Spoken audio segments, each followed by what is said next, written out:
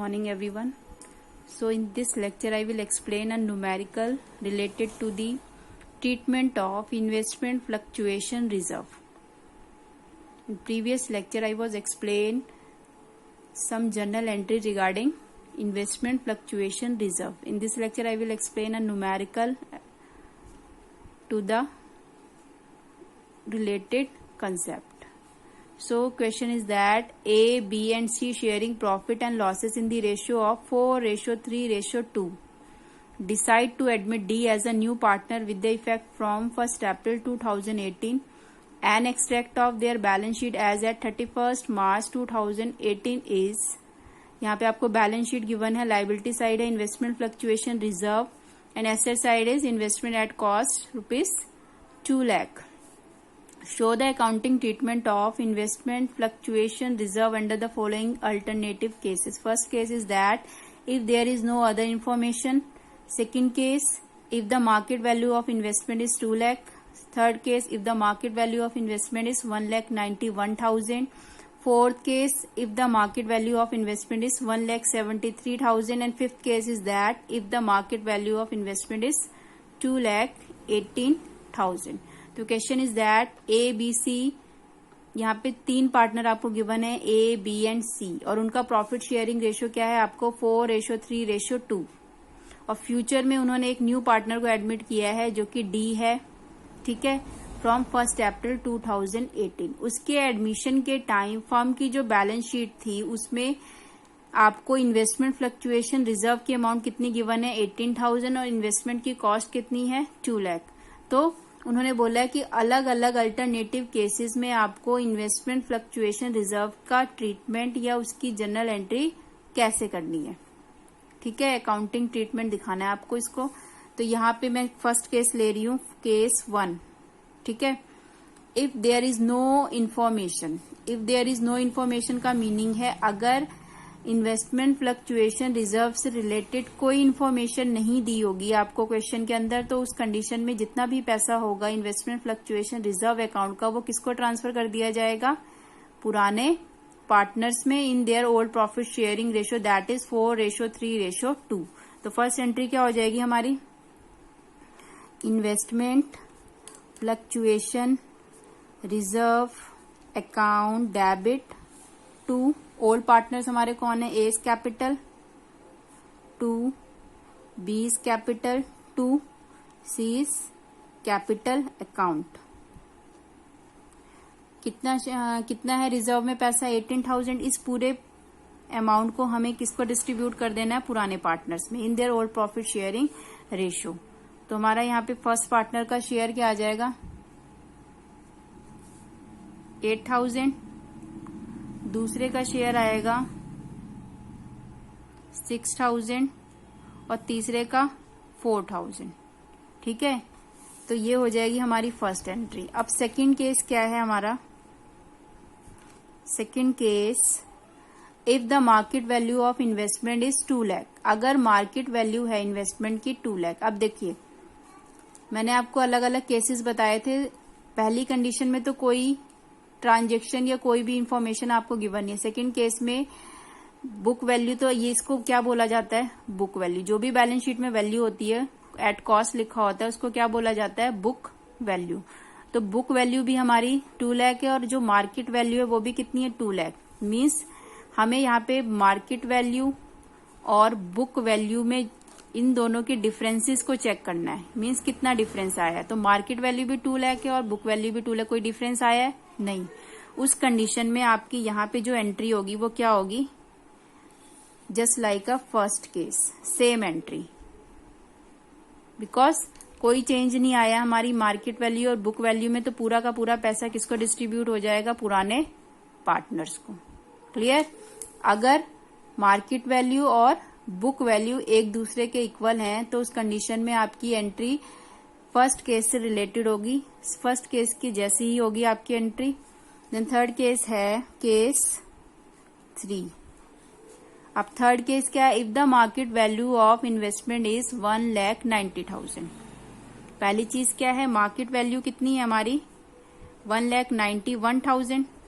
Sorry, book value कितनी है हमारी 2 लाख. ठीक है। और मार्केट वैल्यू कितनी है हमारी इस क्वेश्चन के अकॉर्डिंग 1,91,000। तो जो चेंज आया वो कितना आया है 9,000 का चेंज आया, 9,000 का चेंज आया हमारे इन्वेस्टमेंट में। ठीक है। अब इस डिफरेंस के अकॉर्डिंग ही हम अपनी ट्रांजेक्शन को जनरल एंट्री में करेंगे। ठीक है।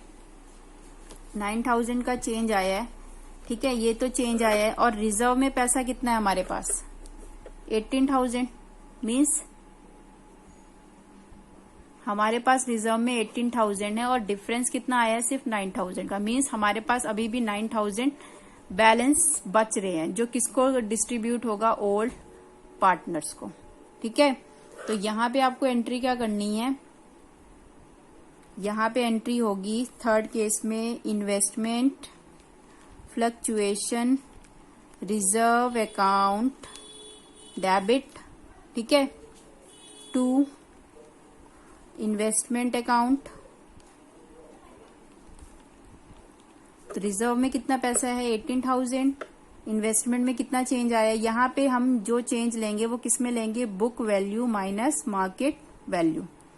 इसको माइनस करने के बाद बैलेंसिंग फिगर आई थी 9,000। To old partners A's capital account, to B's capital account, to C's capital account. इस 9,000 को आपको पुराने पार्टनर्स में डिस्ट्रीब्यूट कर देना है। ठीक है। तो यहाँ पे जो रेशो आएगा या जो अमाउंट आएगी वो कितनी आएगी, फर्स्ट की आ जाएगी 4,000, सेकंड की आएगी 3,000 according to their old ratio, last की कितनी आएगी 2,000। तो यहाँ पे आपका जो रिमेनिंग बैलेंस हो जाएगा वो कितना हो जाएगा 4:3:2। Clear everyone.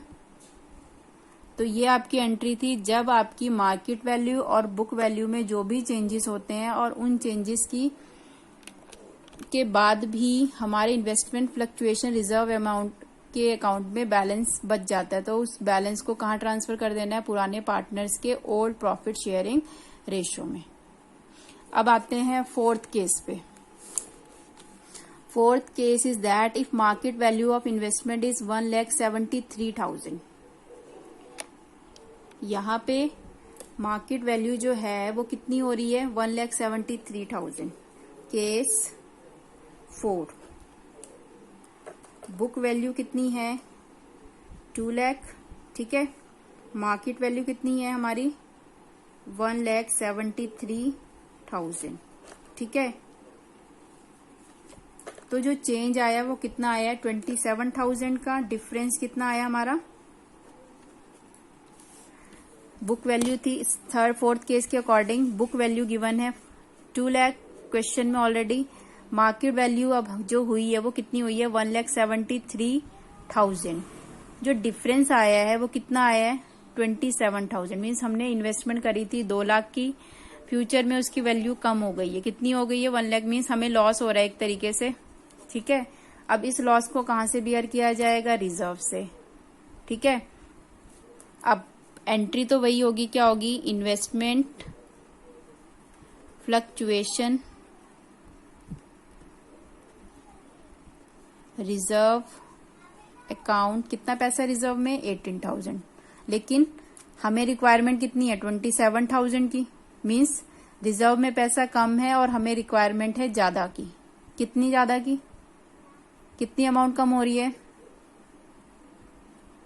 9,000। तो इस 9,000 को कहां से निकालोगे आप, रीवैल्यूएशन अकाउंट से। ठीक है।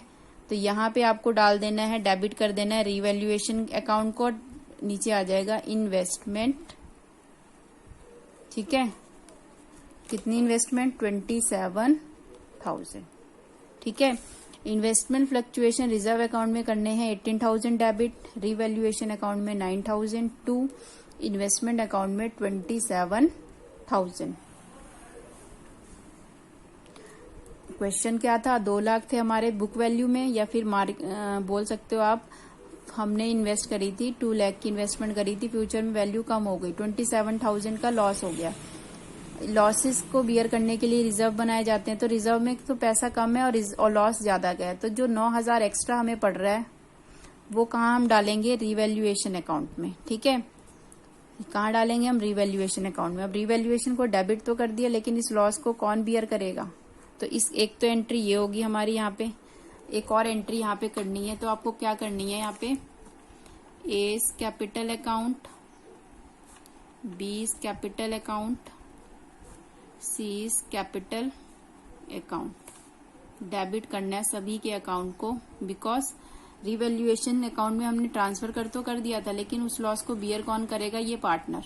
तो यहाँ पे क्या लिख देना, रिवैल्यूएशन अकाउंट। कितना लॉस था हमारा, 9,000 का, तो यहाँ पे आ गया 4,000, यहाँ पे आ गया 3,000 और यहाँ पे आ गया 2,000 अकॉर्डिंग टू रेशियो ऑफ 4:3:2।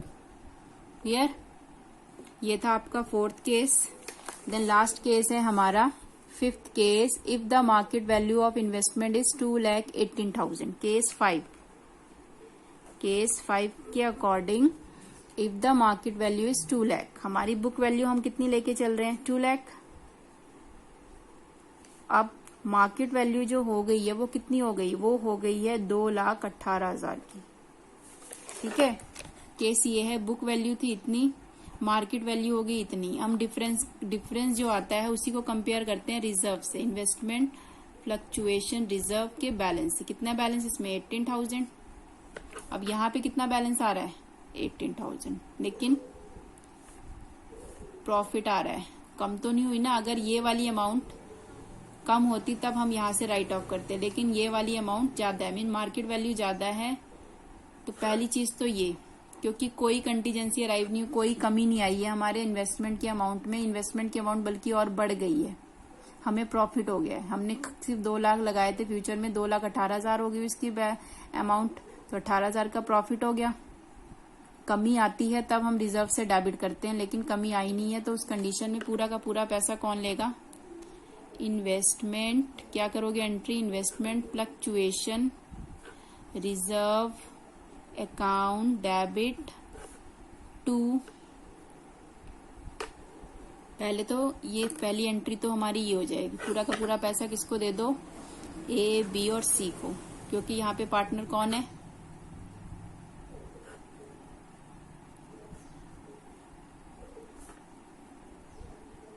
ठीक है। कौन कौन है पार्टनर यहाँ पे, इन्वेस्टमेंट हमारी अमाउंट कितनी है रिजर्व की, रिजर्व की अमाउंट कितनी है हमारी, तो कितनी अमाउंट आ जाएगी, 8,000, 6,000 एंड 4,000।